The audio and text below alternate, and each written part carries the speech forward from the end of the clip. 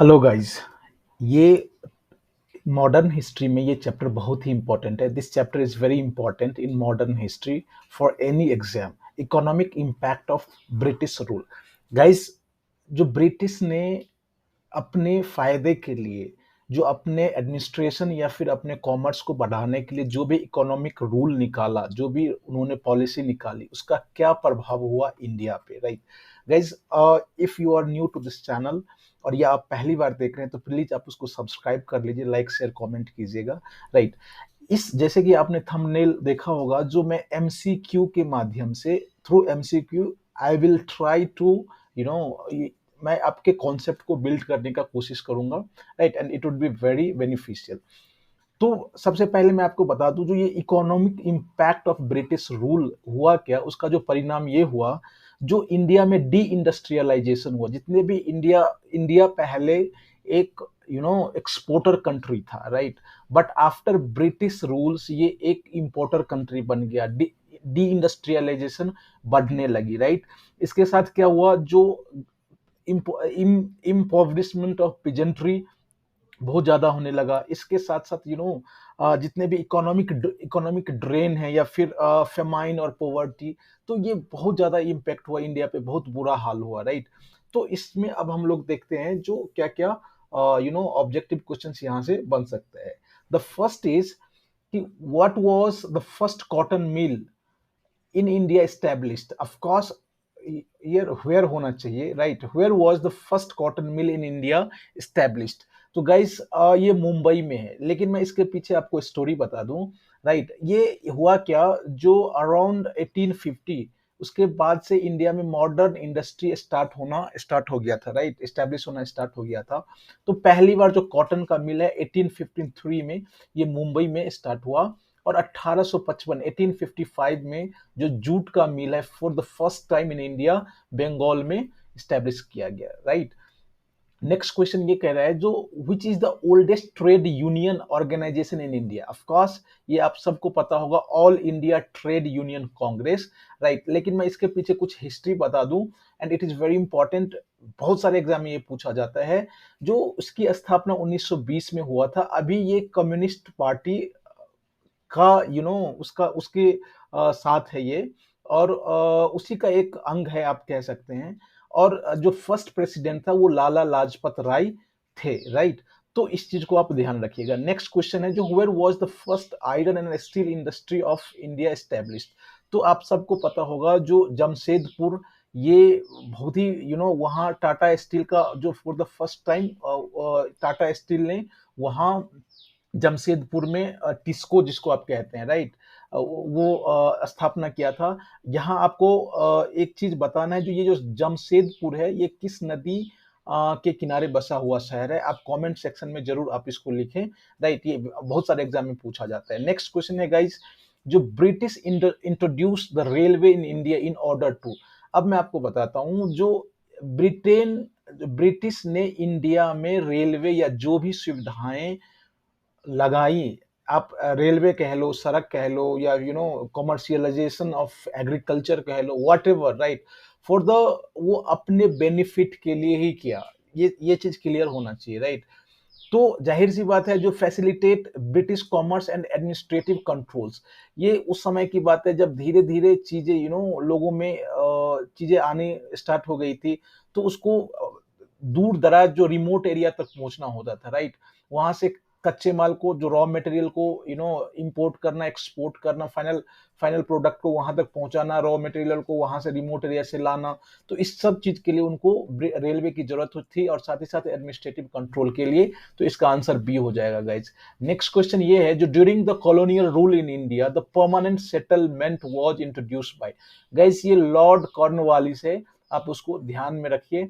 और दूसरी बात मैं बता दूं, जो इंडिया में जो लैंड रेवेन्यू सिस्टम है वो तीन जमींदारी सिस्टम, महलवारी सिस्टम और रैयतवारी सिस्टम। तो ये परमानेंट सेटलमेंट, जिसको हम जमींदारी भी सिस्टम कहते हैं, उसमें क्या होता था, जो इंटरमीडिएटरी जितने भी जमींदार होते थे वो 1/11 1/11 अब खुद रख लेते थे लैंड रेवेन्यू, और 10/11 वो ब्रिटिश को देते थे, राइट। अब ये कह रहा है, जो फर्स्ट रेलवे लाइन जाहिर सी बात है 1853 में ये इसी समय में जितने भी आधुनिक चीजें थी आना स्टार्ट हो गया था, तो आप उसको ध्यान में रखिएगा। नेक्स्ट क्वेश्चन है गाइस, जो Gandhi's intervention in the Ahmedabad mill strike in 1988 resulted in the enhancement of wage for the worker by, तो 35% है। यहाँ एक क्वेश्चन आपको ध्यान रखना चाहिए, जो for the first time in India Gandhi ने हंगर स्ट्राइक यहीं से स्टार्ट किया था, अहमदाबाद मिल स्ट्राइक में, राइट। तो ये आपको आपसे पूछा जाएगा, जो गांधी जी ने अपना पहला भूख हड़ताल या हंगर स्ट्राइक कहाँ किया था, तो आपको अहमदाबाद कहना है। एक्चुअली हुआ क्या था, I am telling you some story behind it.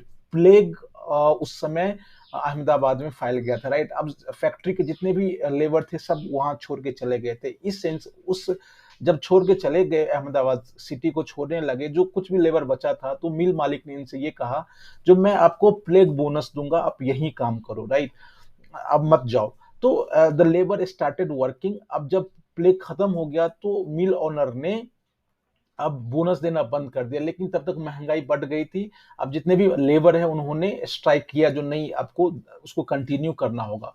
तो अब दोनों के बीच संघर्ष चलने लगा। तो उसी में गांधी जी को बुलाया गया और गांधी जी वहां उन वो 35% फिर जाके इंटर वो हुआ, और बाद में 35% तक ये मान लिया गया। This is all about the story. Next कह रहा है, जो main grievances of peasant in Champaran Satyagraha 1977 1917, right. Guys again I am telling you, this is very important question, कई सारे एग्जाम में ये पूछा गया है। अब मैं बताता हूँ, ये चंपारण ये बिहार का एक डिस्ट्रिक्ट है, और यहाँ क्या होता था, नील की खेती होती थी, राइट। नील की खेती मतलब ऑफ कोर्स आप लोगों को पता होगा।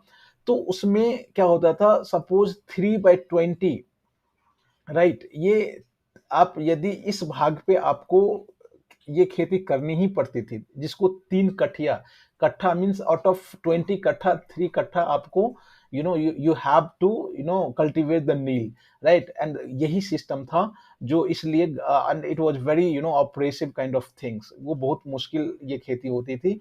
तो ये 3 कट्ठिया सिस्टम इसका आंसर हो जाएगा गाइज। एंड नेक्स्ट क्वेश्चन है, इंडियन फैक्ट्री एक एक्ट, आप सब लोग जानते होंगे, जो ये 1881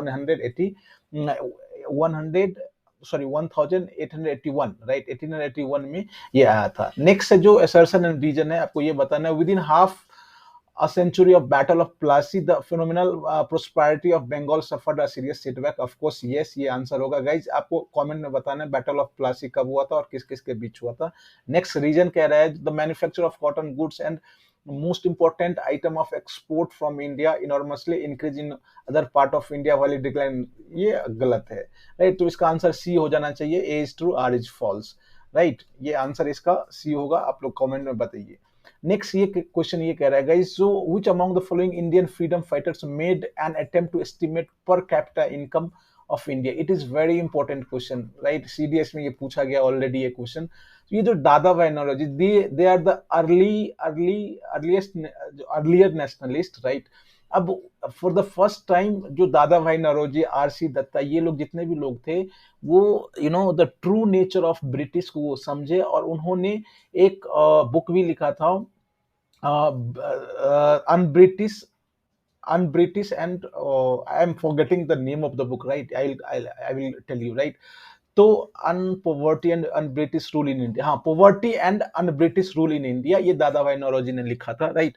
और फॉर द फर्स्ट टाइम इन्होंने ही ये चीज पर कैपिटा इनकम जो एस्टिमेट किया था इंडिया में, तो इन्हीं के द्वारा किया गया था। देवर द आरसी दत्ता ने भी एक बुक लिखा, फिर दादा भाई नौरोजी, ये देवर द अर्लियर नेशनलिस्ट, और उन्होंने ये ऐसा किया था। नेक्स्ट क्वेश्चन है, जो under which one of the following system of assessment the British government collected revenue directly from the farmer. Guys again I am telling you, रैयत, रैयत मीन्स व्हाट, कि कल्टीवेटर, रैयत मीन्स कल्टीवेटर। तो British का जो 3 system था, mode of जो revenue collection 3 तरह का था। एक तो परमानेंट में क्या होता था, आप जमींदार से ले रहे हैं। महलवारी में क्या होता था, जो हेडमैन ऑफ द विलेज से आप ले रहे हैं। और रैयत means you deal directly with रैयत, कल्टीवेटर। तो ऑफ कोर्स ये रैयत होगा। नेक्स्ट क्वेश्चन कह रहा है guys, which among the following has started public work department in India in 1988। Of course Lord Dalhousie है। इसी के काल में railway, Telegram, post, PWD and इन्होंने ही डॉक्ट्रिन ऑफ लैप्स ये पॉलिसी निकाला था, तो ये सब डलहौजी के टाइम ही हुआ था। आपको बताना है जो डॉक्ट्रिन ऑफ लैप्स में द फर्स्ट जो कौन से किंगडम को या कौन से उसको वो डॉक्ट्रिन ऑफ लैप्स में लिया था, आप कमेंट सेक्शन में बताइए। नेक्स्ट क्वेश्चन है गाइस, जो first railway line of course Mumbai और थाने से 1853 में लॉर्ड डलहौजी के समय ही चला था। नेक्स्ट क्वेश्चन है, the cause of decline of textile industry in 18th century in Bengal was नसीग। दिस इज, ये बीपीएससी में पूछा गया है गाइज।